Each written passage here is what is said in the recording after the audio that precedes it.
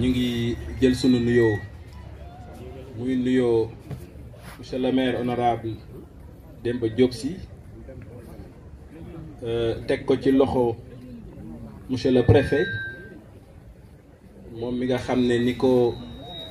al oustaz waxee Khalifa Mbaye préfet la waaye aussi imam la kon bu ñu sànnee xeer boobu mën nañoo jam ñaari picc nuyu ko ak protocole bi mu àndal yépp nuyu également madame la présidente Seynabou Gaye Touré suma magu bopp suma xarit ak ñi mu àndal muy le vice-président Maodo Gueye ak soxnaam su baax si nga xam ne moo koy gunge saa su ne di nuyu également madame Mbacké mi nga xam ne présence am c'est symbolique auprès de notre sœur Seynabou Gaye Touré di nuyu également madame Binta Diop ak Cheikh secrétaire général conseil départemental ñu ngi nuyu góor gi Massamba Boy notre frère bi nga xam ni ñëwam 3FPT dafa am beneen souffle boo xam ni moom la indi ci waa Tivaouane parce que soxla woon nañu am ay buntu ak ay jumtukaay yoo xam ne am nañu certitude ak engagement que ni moom Tivaouane la fay njëkk a taxawe avant muy taxawe kenn ku ne góor gi ñu ngi lay nuyu di la jox sa wàccuwaay di nuyu également autorités yi nga xam ne yëpp teew nañ fi waaye di mujje ki nga xam ni dafa ubbee ñaan mais aussi dafa introduire muy imam oustaz Mouhalim Khalifa Mbaye dafa ubbee ñaan mais aussi dafa introduire cérémonie bi moom jàngalekat la ni mu ubbee rek ñun ñëpp daf ñoo teg ci yoon boo xam ne ci la ñuy obligé dugal ci sunu waxtaan. damay gàttal rek monsieur le maire dafa absenté mais mu ngi joxe engagement am que ni bii première édition la mais incha allah yii di ñëw taxawaayu maire yi dina ci gën a feeñ. dégg naa sànq ku ko wax que ni yaakaarul ne cérémonie bu mel nii ak exposition bu mel nii mës na fi am man tamit day maa ngi doog a fekkee événement bu mel nii événement bu am dayoo bu toll nii kon mu mel ni Tivaouane am na beneen sursaut boo xam ni moo fi xew su demee ba entrepreneur yi nga xam ni ñoom ñooy propulser l'économie locale xam ni booloo jot na ñu boole seen ay doole def exposition bi nga xam ni tey monsieur le préfet mën na ma seedeel il y a 3 ans de cela àndoon nañu ak moom participer au salon de l'agriculture à Paris daanaka li ñu fa gis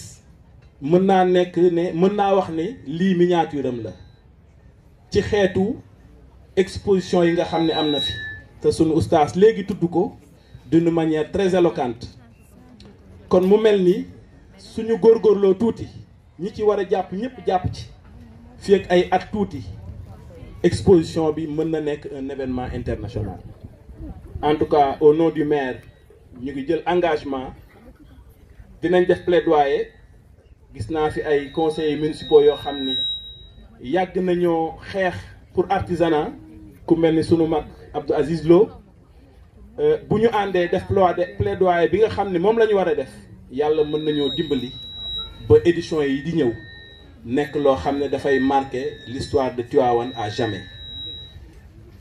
yaakaar naa ni tamit réseau bi ku gis ni mu bindoo jot na ñu am taxawaay fexe ba événement yu mag yi nga xam ne moom mooy am à l'international ñu di fa am ay stand damay tuddaat monsieur le préfet lu mel ni salon de l'agriculture nga xam ni àdduna bi yépp moo fay daje en tout cas dinañ def plaidoyer bi nga xam ne moom la ñu war a def ak les autorités municipales pour que incha allah ñu dem bay am stand yoo xam ne stand waa réseau bi lay doon parce que jot na nag quand même Tivaouane savoir faire bi fi nekk ak ressources yi fi nekk ñu génne ko di ko présenter à l'étranger lii c'est un premier pas ñun ñu ngi manifester encore une fois suñu engagement monsieur le maire pour gën a accompagner réseau bi pour que at yi di ñëw mu nekk loo xam ne lu gën a ñoŋ lay doon nekk loo xam ne ça va être encore bénéfique pour les populations de Tivaouane. En tout cas li ma ciy wax mooy aussi ñi ngi dalal ñi nga xam ne ñoom ñooy ay exposants jóge ci yeneen dëkk ci commune bi ñu ngi leen di wax dal leen ak jàmm fii ci Tivaouane. Nos salutations et nos hommages à l'endroit du khalife général de Tidiane, des Tidianes, Serigne Babacar Sy Mansour, à la communauté mouride de Tivaouane et au chef religieux du département de Tivaouane. Monsieur le préfet du département de Tivaouane, Monsieur Mamadou Gueye, Madame la présidente du conseil départemental de Tivaouane, Madame Seynabou Gaye Touré, Monsieur le représentant du maire de Tivaouane, Monsieur Pape Momar Gaye, Mesdames, Messieurs les chefs de service déconcentrés de l'État, Monsieur le conseiller technique de la 3FPT, Monsieur Gorgui Massamba Boye, Monsieur le représentant du directeur général de SAPCO, Serigne Mamadou Mboup,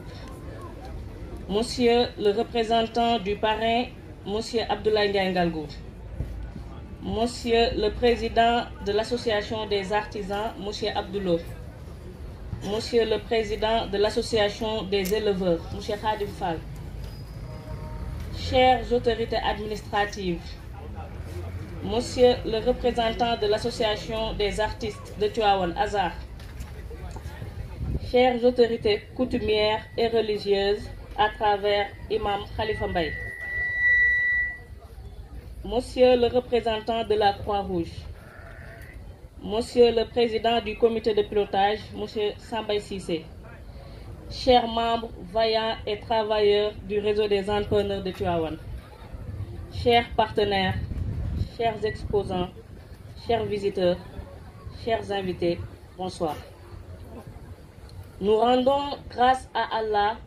le Tout-Puissant, qu'il nous gratifie de sa miséricorde. Amen. Mesdames, Messieurs, le réseau des entrepreneurs de Tivaouane a été créé en 2022 sous la supervision de la commission jeunesse, formation et employabilité de la mairie de Tivaouane, à sa tête, M. Gorgui Massamba Boye. L'objectif principal du réseau est de mobiliser, former, sensibiliser et encadrer les entrepreneurs du département de Tivaouane. C'est dans cette optique que le réseau des entrepreneurs a initié le concept Tivaouane Expo 2025 pour mieux vulgariser les produits et services made in Tivaouane. Cette première édition, qui a pour thème central l'artisanat moteur de croissance économique, a accueilli 65 exposants répartis en 15 corps de métier et des partenaires stratégiques tels que la Direction générale des impôts et domaines,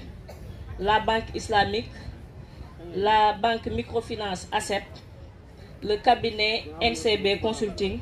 la 3FPT et la DPMO. La foire a duré 96 heures d'exposition, d'échanges, de B2B et de panels autour de l'artisanat. Le secteur de l'artisanat regroupe plus de 600 000 personnes, réparties en 150 corps de métier, contribuant ainsi à hauteur de 10% du PIB sénégalais. En dehors de cet impact économique, l'artisanat sénégalais représente une réelle richesse culturelle pour le pays qui tend de plus en plus vers sa promotion. Dans l'agenda 2050, le pôle de Thiès sera un pôle majeur de valorisation des industries extractives, du tourisme balnéaire et d'agro-industrie. Le département de Tivaouane a un rôle important pour matérialiser cette vision de son Excellence, M. Bassirou Diomaye Diakhar Faye. Toutefois, ce secteur de l'artisanat est confronté à certaines difficultés liées à l'informalité. 9 entreprises sur 10 000 seulement sont formelles. Le manque d'assurance des activités artisanales, l'absence de couverture médicale et de pension de retraite des artisans, le manque d'infrastructures modernes pour habiter les unités et ateliers de production, d'où le déguerpissement fréquent noté. Et enfin, le manque de formation et de renforcement de capacité des acteurs sur l'aspect technologique,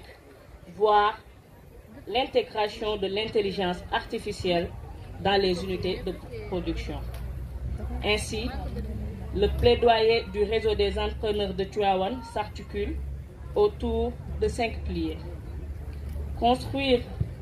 Faciliter l'accès à la formation, la formalisation et l'agrémentation des artisans du département de Tivaouane. Construire des unités modernes de formation et d'accompagnement des artisans. Aménager des centres de production artisanale. Mettre en place des coopératives pour les artisans. Établir un dispositif de suivi des carrières des artisans. Mettre en place des guichets de financement adaptés au secteur de l'artisanat du département de Tivaouane. Chères autorités, Mesdames, Messieurs les invités, la réussite de cette foire est la résultante de plusieurs interventions. C'est pourquoi nous voulons remercier à travers ce discours l'ensemble des autorités qui nous ont accompagnés. Nous commençons par le préfet Mamadou Gueye. L'année dernière, lorsqu'il était venu au CFP pour voir l'exposition de Tivaouane, il nous a donné des conseils. Et il nous a dit, Madame la Présidente, je veux que l'année prochaine, que l'exposition soit très honorable et que toute la population vienne assister à cette exposition. Et je pense que le réseau n'a ménagé aucun effort pour que cette fois-ci, j'espère que M. Gueye, vous avez une satisfaction.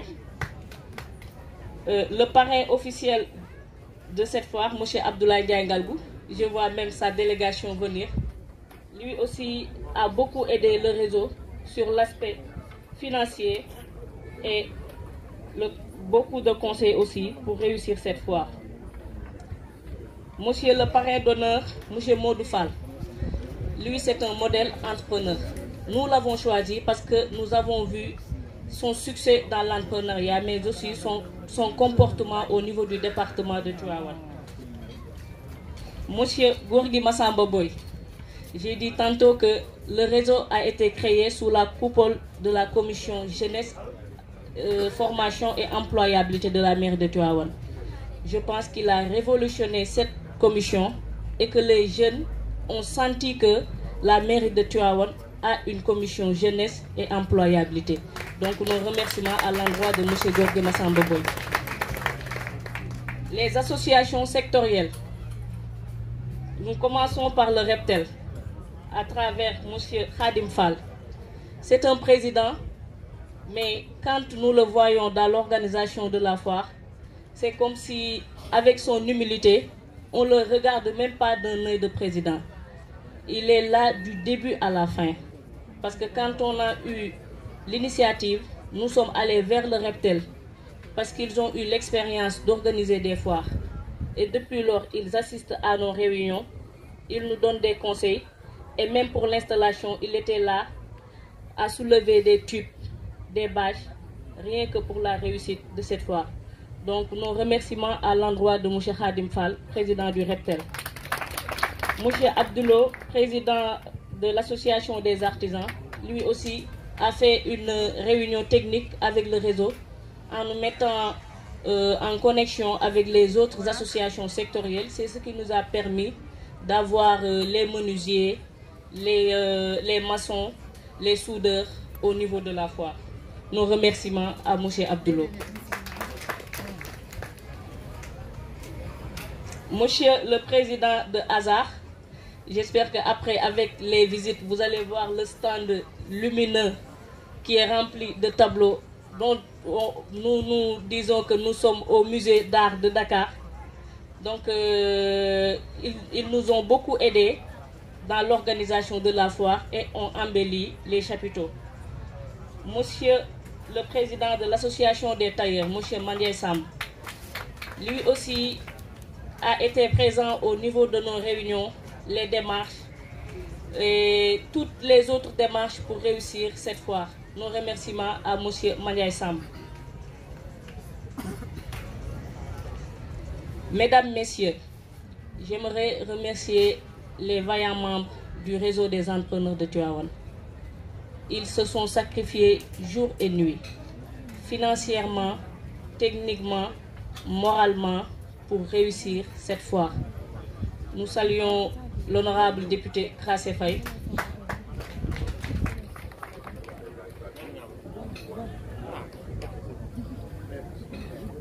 Les membres du réseau des entrepreneurs de Tivaouane n'ont ménagé aucun effort pour la réussite de cette foire. Apparemment, ils n'ont même plus eu de bruit. Chaque jour, chaque soir, chaque nuit, ils sont dans la distribution des cartes, dans la distribution des lettres d'invitation. Et nous remercions toutes les commissions qui ont vraiment ménagé aucun effort pour la réussite de cette foire. Je ne saurais terminer sans remercier la famille Mbaye à travers Imam Khalifa Mbaye qui m'a vraiment donné un modèle de réussite et de succès. Moi, je n'ai qu'un modèle dans la vie et c'est Monsieur Khalifa Mbaye. J'ai dit que s'il n'était même pas mon père, il serait mon modèle parce que je l'ai vu entreprendre des choses. Étant enseignant, il est devenu paysan.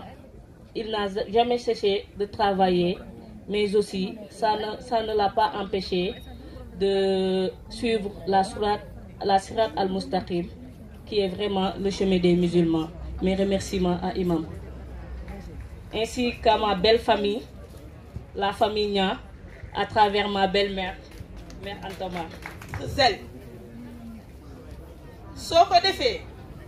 dina am lu muy laaj benn baat bu ñuy wax abnégation, dina laaj beneen baat bu ñuy wax résilience, dina laaj beneen baat boo xam ni engagement la. te ñett yooyu yëpp ku mu dajewul ci yow doo mën a def entreprendre. Kon su doomi Tivaouane yi nga xam ne nii ku fi dëkk ci kër gu rafet ñoom ñoo tax nga dëkk ko fi, ku fi sol yëre bu rafet ñoom ñoo tax nga sol ko, ku fi sol dàll bu rafet yàlla ak ñoom la, ku fi lekk-lekk gu neex ñoom ñoo tax, ku fi rey xar tabaski ci sa kër ñoom ñoo tax. Dajaloo xam ni ci li ñu nekk am na tuuti vulnérabilité parce que bala ngay jóg taxaw ba mënal sa bopp ba jël ay salariés di leen fay ci loolu nga xam ne ni yaa demal sa bopp pour vouloir servir ton pays muy entrepreneuriat. Il faut nga xaar parce que chemin bu gudd la ngeen choisir ko di ko def ak abnégation non seulement mais ngeen boole seen bopp ci benn buum parce que nag jamono bii ñu nekkatul jamono boo xam ne nii nit dina dem jël rek sa loxo tàllal ni damay demal sama bopp. Les échappés solitaires ne peuvent plus prospérer dans ce 21e siècle. Pour aller de l'avant, il faut se serrer les coudes avec ñi nga bokkal jataay, ñi nga bokkal corporation, ce qu'on appelle les grands ensembles, ngeen àndandoo ngal la nag ndokk yéen ba ngeen ko xamee. Moo tax wax dëgg yàlla en ma qualité de présidente de conseil départemental yàlla dogal Tivaouane département di 18 communes yàgg naa gis ay jéego yu nu teg ci wàllu boobu, mais tey bi ma fi duggee sama xol sedd parce que damaa xam lan mooy entrepreneuriat. Damaa gis réew mu mel ni Chine nga xam ni en 2007 ba ma fay soog a teg sama tànk yaa ngi fa fekkoon ay pax ay tool yu ridicule rudimentaire. Tey jii 20 ans après soo fa demee chinois lu mu tuuti tuuti ma nga jël as pokkusam toog fa di kojal ba tey ñu mën a leen a tuddee la première puissance mondiale sans risque de nous tromper. Kon yéen waa Tivaouane dinaa leen féliciter doublement, féliciter leen ci seen gëm seen bopp, féliciter leen ci àndandoo bi ngeen àndandoo doon comme un seul homme pour fas yéene tëral lu ñuy wax Tivaouane Expo 2025 muy tàmbali ndax wàññi boo gis ci benn lay commencé ma leen di ñaanal déggoon ngeen fi en 2020 à Dubaï ñu organiser fa ko benn Expo 2020 ba ñëpp demoon ca ci àddina bi may ñaan dimension boobu Expo 2020 amoon Dubaï ba ren jii ñu war koo defi au Caire d'ailleurs j'y serai incha allah ngeen dem ba seen expo Tivaouane Expo 2020 toll ci boobu dimension. C'est très possible. Fii au moment où je vous parle en France il y a la foire de Paris qui est un slogan qui a été un slogan. Tey jii mu doon une foire où 159 pays participent pour le label mu tudd foire de Paris kon Tivaouane Expo 2025 lu mën a nekk la pour mu dem nag jariñ mi ngeen di tax ngeen def ko ngeen yàlla dogal doomu Tivaouane di sama jarbaat léegi laa ko wax nee naa ko mën naa doon sa bàjjen mën naa doon sa tante parce que papaam jii toog Khalifa Ababacar Mbaye di doom ci sunu bàyyi góor gi Mbaye Donde ñoo bokk benn wenn bu ñu naan su ma ko waxee du ko wenn muy doon un professeur émérite di ba doon borom xam-xam sama mag la sama lépp la yaayam Anta Mbaye sunu kër ba mu amee 7 ans la fa dugg di ànd ak taawu góor gi Koudou Gaye ba bërki dem ñooy yendoondoo sunu kër di fàttali sunuy ay bêtises ak sunuy liñ daan def ensemble kon bu leen yàlla tombaleeg moom mu am cette idée ingénieuse mais cette idée généreuse parce que l'ingéniosité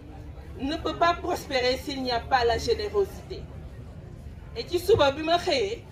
dama doon lire benn document boo xam ni c'est inspiré de Albert Einstein. Albert Einstein, ce philosophe qu'on ne représente plus dans le monde entier, moo wax ni l'imagination est plus importante que le savoir. Gis nga yéen ñii yéen a représenté lu ñuy wax système informel. Système informel mooy 90% de l'économie du Sénégal. ku leen fi bàyyi fi pàcc bi nga xam ni mooy développer réew mi ku leen jàppale réew mi kon yàlla na leen yàlla gunge ba ngeen egg ci seen objectif. soo gisee ne ma wax leen foire de Paris tudd ko fii dama caa am ay entrée man en tant que institution départementale li ma leen mënal mooy leen lii de man salué naa ko lii de man naw naa ko te ku ma xam-xam ni politique ba ma cay dugg développement moo taxoon. góor gi Massamba Boye du ma la fàttee félicité parce que tubaab bukki nee na li ñëpp waxay dëgg dégg naa fi plusieurs jeunes ñu wax ni c'est toi qui leur a mis le pied à l'étrier. Mettre le pied à l'étrier à quelqu'un nag ku généreuse mënoo ko ku bëggul sa dëkk doo ko mën kon yal na la yàlla jàppale ba nga jàppale sa ay rak ak say jarbaat ak say mbokk parce que Tivaouane benn bopp la kenn mën ko xañaar. man nag en ce qui me concerne au conseil départemental defe naa ni kuy def lii man dama jàpp ni man nga ko defal kon ubbil naa leen samay bunt ubbil naa leen sama savoir faire ubbil naa leen sama disponibilité te boo leen jógee ngeen jël langue ak le secrétaire général Cheikh Diop qui est ici présent boo gisee ma ànd ak moom jox naa ko instruction yéen a xam ban fànn ngeen bëgg ma jàppale leen ca ñu def ko daar parce que bi may ñëw loolu laa indi comme intention mais wax naa leen di leen lii mën ngeen ko defal parce que bu ñu ma falee président conseil départemental 2 fois lu mel nii ma commencé woon koo def au niveau micro fii en 2018 ci xurma Serigne Babacar Sy tout le monde s'en souvient yéen ngeen ñëw jël seen bâton de pèlerin def ko mu taaroo nii amee nii sens ngeen jël un thème majeur mooy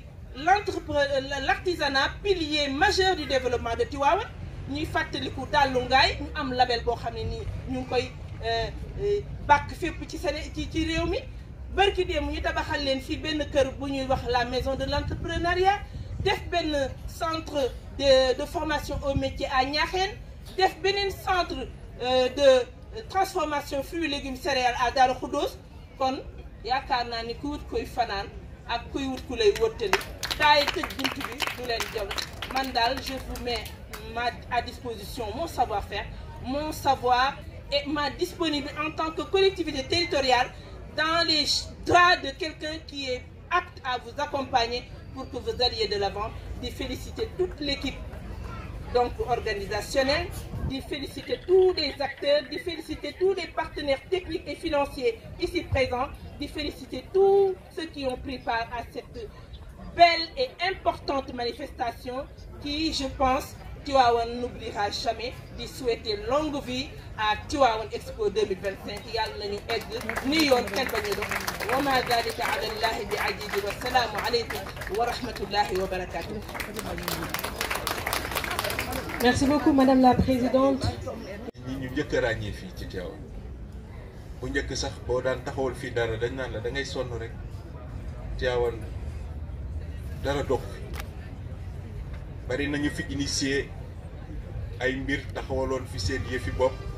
ba mu mettee dañoo taw man gaw ma ni li ñeneen réew yi réussir ñun fii ci Tivaouane war nañoo tëj ci dëkku Cheikh Seydi Hadji Malick mu doon ay doomu Tivaouane yoo xam ni lu ñu am ci àddina Tivaouane moo leen ko gënal ñu am fu ñu jaar yàlla def ba ñu dalee ànd ba tey léegi mu mat plus de 15 ans ci dëgg ci formation ci bëgg Tivaouane ci naka la ñuy fexe ba jàppale xale yi ñu am formation am métier mënal seen bopp bokk ci liy defar Tivaouane da ngeen may rek ma tudd ci ñaari nit ñu ëmbal ma ñi ci des ñëpp parce que tey c'est un rendez-vous d'excellence pour Tivaouane au-delà du fait que foire la mais dafa dajale ay jabootu Tivaouane yëpp ñi nga xam ni tey bu développement wu Tivaouane nekkoon seen loxo kon Tivaouane dépassé na fi ma bëgg ngeen tàccul ma Mansour Mboub ma bëgg ngeen tàccul ma Cheikh Tidiane Gaye am na fi ñeneen ñu fi nekk waaye reconnaissance dafa am solo parce que tolloon na ay jamono ku ci dëgërul woon ci ñoom heure bii sa entrepreneuriat arrêté nga ko dem la fi leneen donc di nuyu le réseau des entrepreneurs di leen nuyu di leen féliciter parce que li ñu def nii yombul li ñu def nii il a fallu des jours de sommeil yoo xam ni dama leen di gis ci groupe bi ñuy waxtaan di jël ay décisions boobu daanaka ñu ci bari ci ñu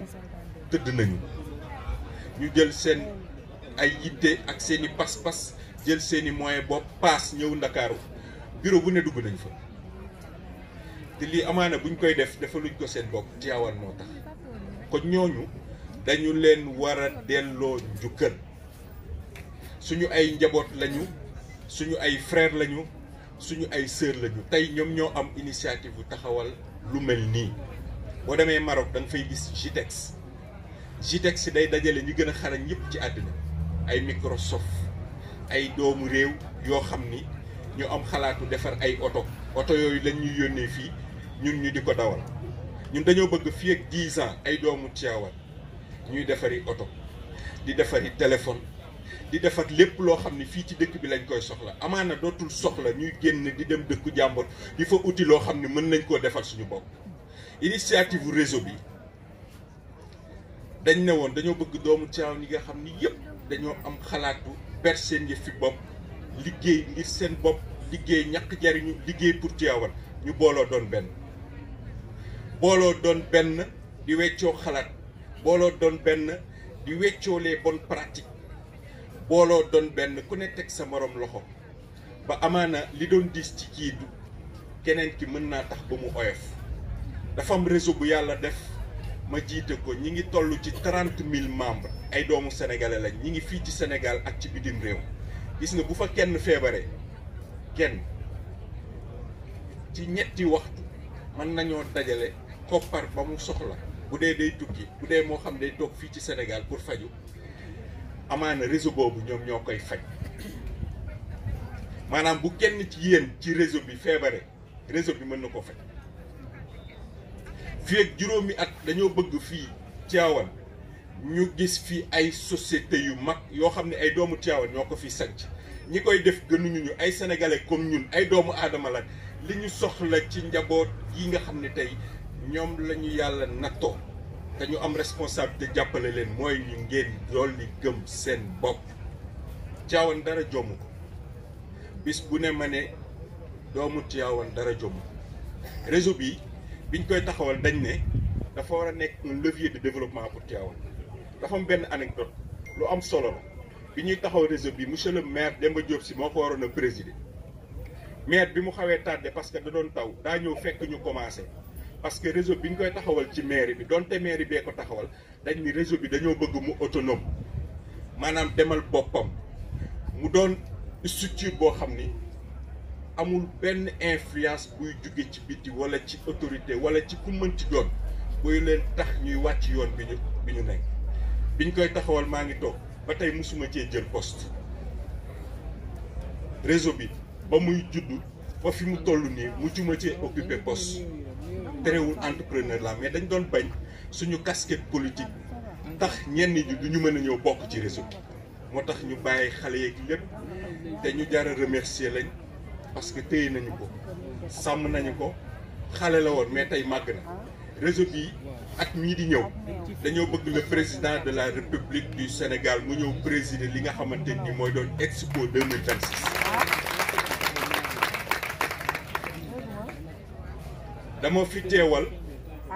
le directeur général de 3FPT mu tudd docteur Babo Amadou Ba dafa tukki waaye kon dafay teewal boppam yabal na équipe am ñaari fan a ngi nii ñu ngi fi mën naa ci tudd le directeur de la communication muy Seydou Nourou Dia moom nag daa ñëw ba Tivaouane takk fi soxna mën naa ci tudd Mouhamed moo doon jël sànq diplôme bi mu doon ay jàmbaar yi nga xam ni yàlla ñoo ñu boole ñoom ci liggéey def nañ fi ñaari fan pour orienter xale yi parce que dañu jàpp ni même booy entreprendre il faut nga am information bala ngay entreprendre il faut nga xam fan nga jëm bala ngay entreprendre il faut nga am projet maanaam projet démb ci panel bi ñi ngi naan c'est une réponse à une problématique maanaam réponse la bu ay nit soxla tey bu ñu bëggee fii ak juróomi at Sénégal soppeeku dañuy xool li ci waa Tivaouane bëgg li waa Tivaouane di soxla li ñuy consommer chaque jour ñun ndaw ñi nga xam ni gëm nañ ni ñëpp mën ñoo liggéey administration ñu xalaat ci naka la ñuy def pour que soxla yooyu Tivaouane di ko am ñu jëmmal projet bu mel noonu. Président Abdoulaye Ndiaye Ngalgou mais également le président Modou Fall ñoom ñëpp maa ngi leen di nuyu ak ñi leen représenté di nuyu aussi mbooleem entrepreneur yi nga xamante ne bii vraiment ñu ngi fii seen teewaay mu remarqué ko di nuyu aussi mbooleem exposant yi di beral nuyoo naturellement le réseau des entrepreneurs de Tivaouane te sunu sœur sunu doom madame Aminata Mbaye jiite ko ñu koy féliciter xam naa ni dinaa ci ñëwaat ci kanam di nuyu daal ñëpp bàyyiwuma kenn wax ji peut-être du gudd bien que bëri na lu ma mën a partager ak yéen mais comme guddi na damay d'abord di wax ne suñu teewee tey suñu teewaay tey am lu muy symboliser ndax suñu teewee nekk le représentant de l'État ci département bi teewal fi son excellence le président de la République loolu rek am na lu muy wund mooy ne lii ngeen di def initier ko dëppoo na ak politique yi nga xamante ne bi président teg na ko ak gouvernement et loolu c'est important thème bi ngeen wax l'artisanat comme moteur de la croissance économique loolu wér la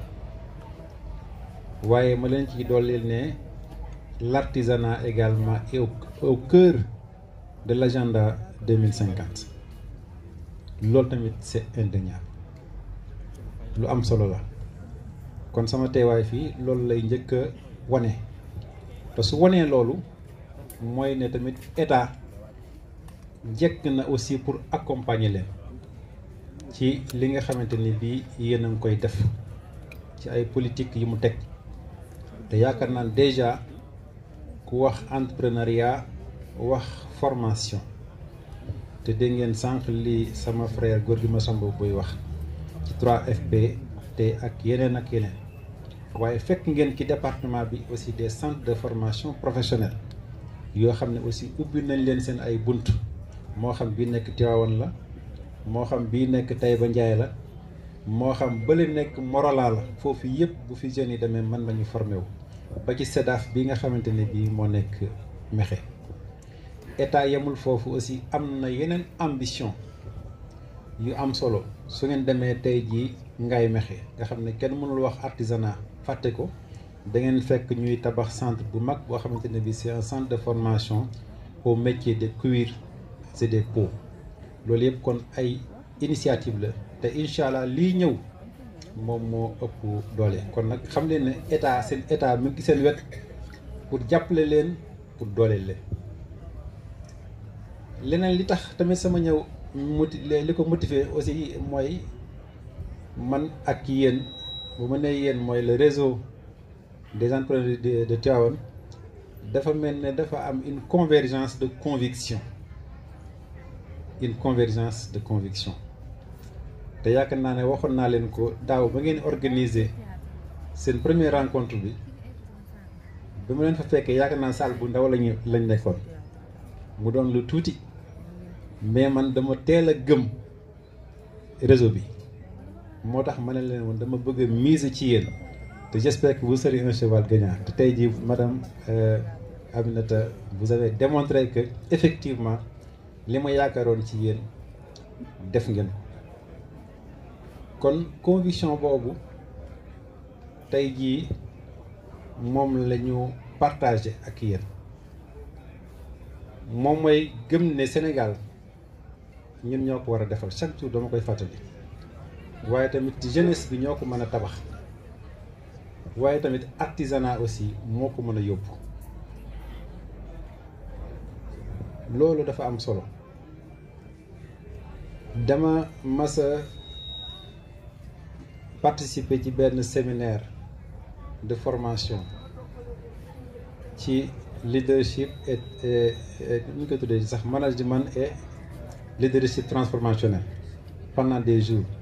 bi ñu paree ñu ñuy laaj lan ngeen jàng ci formation bi ku nekk di wax ba ñëwee ba ci man ma leen man jànguma ci lu bees li ma gis mooy c'est samay conviction rek ngeen ma fortifier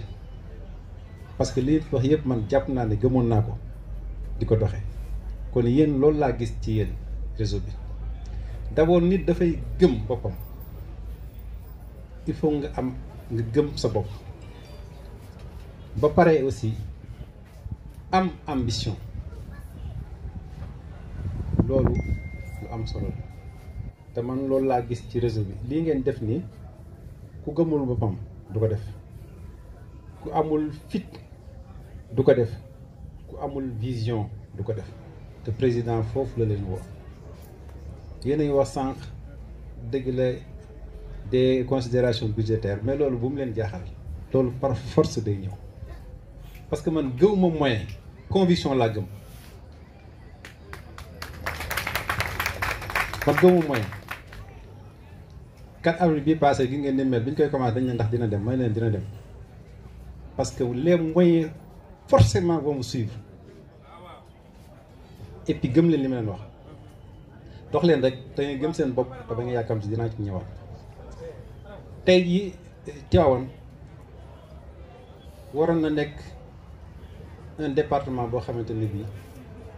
département wu vitrine la waroon doon sax ci Sénégal ci lépp nag ba ci emploi ba ci mbay ba ci sàmm ba ci lu nekk ba ci tey jii li ñu tuddee les industries minières foofu dinaa fi taxaw tuuti tey jii boo xoolee day mel ne wax ji mooy naka la ñuy def ba ñu jàppale ñu dimbale wu ñu dañu fàtte wala dañu nàngam mais yéen dama bëgg ngeen inverser la tendance mooy lan da ngeen liggéey ba société yooyu tey ñooy ñëw di leen seet si pour am ci yéen ay liggéey te loolu mën na nekk parce que dañu wax ne tout le monde ne peut pas travailler à la mine mais la mine peut faire travailler tout le monde mooy bu leen jàpp ne liggéey ci ICS wala GCO mooy ñu embauché la loolu ICS mënul embauché ñëpp mais mën ngeen fexe ba ICS bu soxlaa transport ñëw ci yéen bu soxlaa ravitaillement lu mu doon ñëw ci yéen bu soxlaa ko tabaxal ñëw ci yéen bu soxlaa ko defal nangam ñëw ci yéen loolu moo ëpp solo emploi donc man foofu laa leen di woo Tivaouane tey jii liñ fi bay ci fruits ak légumes di koy def ci maraîchage mën na dundal Sénégal mais tey liggéey bi dafa des ndax buñ nee tey jii ñu ngi jaaykat yi ñu ngi ñaxtu ñu ngi sax grève pour ne li ñuy bay jarul te man ma gis ne léeg-léeg tey jii boo demee pomme de terre li muy jar bariwul mais nga dem benn année ñu lay indil des pommes de terre surgelées ñu koy indi fii suñu jigéen ñi di ko jënd y a problème te ñun tey jii ñun ñoo waroon a exporter de la pomme de terre te loolu ça adresse la question de la transformation de nos produits agricoles loolu am solo la góor gi Massamba maa ngi lay interpeller ci loolu te je sais que yaa ngi ciy liggéey kon nañu fexee yëkkati niveau bi foofu te xam ne ñun ñooy mën a tax maanaam partenaires yi ñëw di daw suñu ginnaaw loolu conviction yooyu aussi je crois que ñun ñoo ko bokk kon Tivaouane dafa war a nekk un exemple lu am solo laa leen wax li ki des nag mooy du ma peut-être guddal parce que li ma bëgg a wax ak yéen bari na mais madame la présidente maa ngi lay féliciter vraiment fierté nga ci man parce que dama gis sa taxawaay sa gëm-gëm ak ñi nga àndal ñëpp réseau bi loolu nag lu am solo la parce que imam Khalifa am na aaya bu mu ubbee sànq ci firee ko foire bi waaye man aussi ci li nga wax sa discours am na lu ma ci gis mu nekk jàngale parce que li nga wax yëpp waxoo ne université laa jànge waxoo ne diplôme sangam laa am da nga wax ne sama papa mooy sama référence loolu c'est important loolu moom mooy d'abord l'éducation de base bu ñu koy sàggane kenn ku nekk ñu aussi na am idole na am mentor boo xam ne moom lay roy loolu lu am solo la diplôme yi baax na lu am solo la mais nag nañu fexe aussi mu taxaw ci éducation taxaw ci ay conviction taxaw ci yar bu mat sëkk te loolu laa gis ci madame Aminata te su ma waxee moom tamit waxaale naa mbooleem ñi nga xamante ne bii ñoo seq réseau bi may wax ne réseau bi exemple la parce que man dama gëm jeunesse dama gëm métier dama gëm liggéey kon nag ngeen xam ne réseau bu day door a juddu ma leen di recommander un certain nombre de choses benn bi mooy lu ngeen gën a fexe raffermir seen ay diggante ngeen def ko cultiver la cohésion bu leen kenn mën a xàjjale bu intérêt ñëw wala réussite ñëw ba ngeen takkale ko na ngeen développer aussi solidarité ci seen biir ku nekk kim tane na ko dimbale am na ñu am expérience am na ñu ko amagul am na ñu war a door am na ñu war a ñëw ubbi leen ñëpp ku nekk ki nga tane na nga ko talal laame pour tirer ko vers le haut parce que liggéey bi ñëpp xëj nañ ci loolu aussi maa ngi leen koy dénk beneen bi mooy la patience bu leen yàkkamti ndar xëyul sotti kenn ku nekk la nga yore yàlla nay sax bitigu mbagg mais gëmal leen loolu ëllëg moo may nekk ay magasin te lu mën a nekk la wante nag damay ji tey jii mu sax ma góob ko tey jariñu ci man ne gisuma ko fenn imam Khalifa bi su ko gisee na ma ko wax man gisuma ko. kon ndaw ñi encore une fois il faut être armé de patience échec bu mu leen tax a découragé au contraire na leen yokk jom na leen yokk fit. tey jii parrain yi ma leen di rendre hommage bu ngeen leen laajoon tey Abdoulaye Ndiaye Ngalgou fan la jaar ba agsi fii su la ko waxee di nga xamaat fa ngay teg sa tànk su ngeen ne woon Modou Fall fan la boo la waxee fa mu jaar ba agsi fii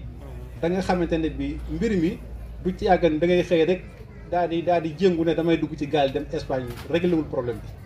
Tivaouane tey ji est-ce que mën ngeen concevoir liñ fi wax yëpp potentialité yëpp tey ji mu nekk un lieu de départ à l'immigration clandestine loolu c'est absurde. kon xale yi nañu ñëwaat dellu si waat waaye tamit nañ leen jàppale nañ leen dimbale nañ leen taxaw te loolu sa adresse dafa interpeller kenn ku ne ci ñun parce que entrepreneur yii bu fekkente ne tey jii suñuy wut maçon romb leen fi dem wuti keneen kañ lay dox su dee buñ soxlaa menuiserie yi bàyyi leen fi wuti keneen